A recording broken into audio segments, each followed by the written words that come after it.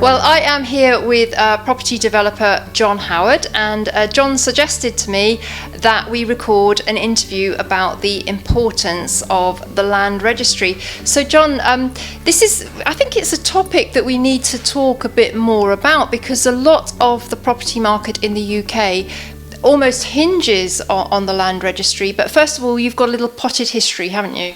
Yes, so the Land Registry is run by the government, and it was started in about 1870, something like that, to register people's interest in land. And as of today, 87% roughly of all the land in England and Wales, Scotland have a different system, is registered. And it amounts to £7 trillion worth of property and land. And there's 1 trillion amount of owed on that, 1 trillion. And when you sell a property, the people buying it goes to the Land Registry. The solicitor sends it off to the Land Registry, and it's registered in their name, taken off your name and registered in their name.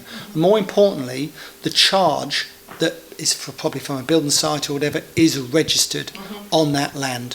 And that's what makes the UK property market so valuable. One of the reasons is because there's no dispute over who owns the land. If you go to Spain, Portugal, these other countries, it's a nightmare. You know, you might own the land, someone else owns the building. Nothing like that here. And that's one of the reasons why the UK property market is so strong. That's such an important point, John, because as you say, if you go to other places, it's sort of in Europe and elsewhere, there's been so many scandals, and people have bought properties and then found out they didn't own the land, and they had to demolish them, and some have had to demolish their dream homes. It's the fact that it's registered at a government agency is the key thing. Without question, that is the key, and it gives all the lenders, it gives them all confidence that they've got a legal charge on. And of course, more than that, if you have a dispute with someone and they owe you money, you can go on what's called a lien, put a lien on their property, which is like a charge or a caution. So when they come to sell that property, whoever buys it will be alerted to that, and that debt has to be sorted out and paid before that property can be transferred. So, it's really, really good system. Now, unfortunately, at the moment, they're under serious pressure because of COVID. So, normally, they take about a month to 6 weeks to register the title, the new title. Normally, it takes that long to have your name put on the title and the building society's name put on it as a first charge, and the other one taken off. So, if you're buying, but at the moment, because they're so far behind, it's taken them months and months and months. And if there's any queries or discrepancies, which there can be sometimes, it's literally taking 6 months plus. And if you're looking to buy and sell a property quickly, say at auction, and you've just bought it, people can't complete. They can exchange, but they can't complete because you have to prove you own it. And if you're not on the title yet, you can't do it. So it's really causing a logjam, and it's stopping people being able to get their money from deals and so on. So that's unfortunate. So I just want to make that aware. It will get better because they are now working more efficiently, the Land Registry is. But at the moment there is a logjam, and it's causing developers and investors and people that buy and sell property a big problem.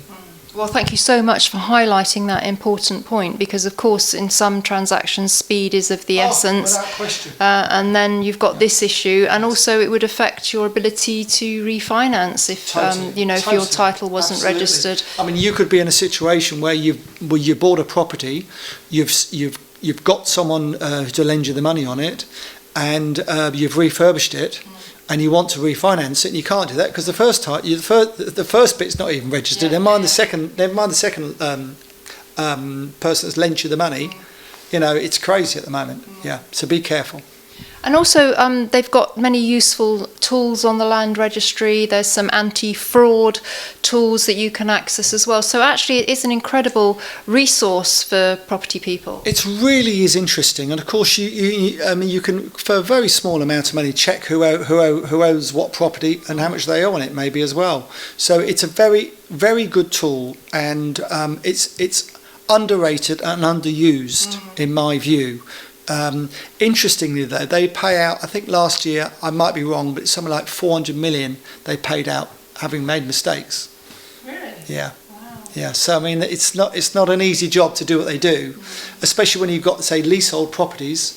And when you do a flat, you have to do a lease plan for the lease, and it has to be Land Registry compliant, which means it has north, south, east, and west on it, or whatever. And some more information, and that's how they literally still do it like that. So you can understand why mistakes happen, because hang on a minute, I haven't seen the property. Does it face this way? Does it face that way? What's this strip of land? Who owns this strip of land down the middle here? You know, so there's lots of issues. You can understand why they'd have payouts every year.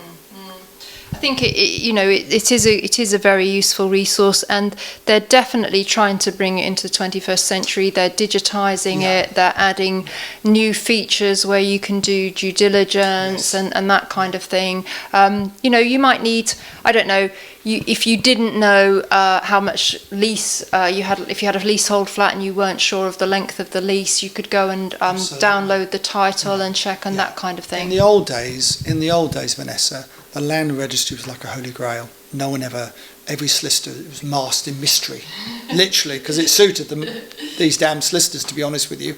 Now, of course, everything's open, you can go on yourself, and that's the other thing. If the solicitor hasn't done their job right and sent all the documentations off, you won't get your title back quickly, because some don't do that. Some make a mistake, forget to do it, make a mistake on it, Land Registry send it back, and so on. So you can find out all those problems yourself now if you want to. Yeah.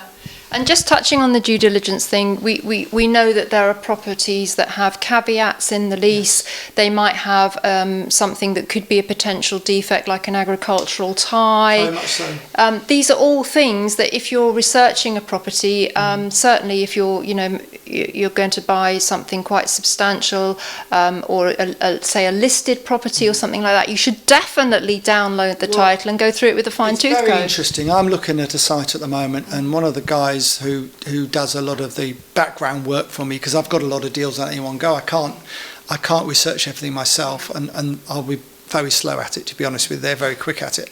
And he said to me, John, there was a charge here from 1998 that doesn't look like it's been discharged, and the people who are selling it say they've got no charge on it. So it probably has been paid off, but there's a mistake made and things like that. So it's very important to do due diligence at the Land Registry. Yeah. And use it as a resource. Definitely use it as a resource. Look to see if there are defects. Find out who owns it. Yeah, and so on. Yeah. Excellent. So there was a few insights there for you into the Land Registry, and I think one of the other things which is very good for landlords, particularly where fraudsters are targeting empty properties, is for you to register. They've got a service on there where you can register to get a notification if somebody's searched the title. So, again, they've got some good anti-fraud measures on there. Very good indeed. All right. Well, that's a good topic to talk about, John. Thank you very much. And very well worth picking up on what John said about the length of time it's taking to register a title post-COVID-19. You do need to factor that into your kind of timelines. Very important. Yeah. Very important. Awesome. All right, good stuff. Hope you've enjoyed that, and we'll be continuing on with more on Property Tribes TV. If you are watching on our YouTube channel, I do want to point out this is just really where we host our videos. However, please do hit the notifications bell, subscribe, and please jump across to propertytribes.com. That's where we host all our discussions, and it's free to join Property Tribes. So do jog along there if you're interested in furthering your property knowledge. But for now, thank you very much to John, and see you again soon. All right, thanks for watching.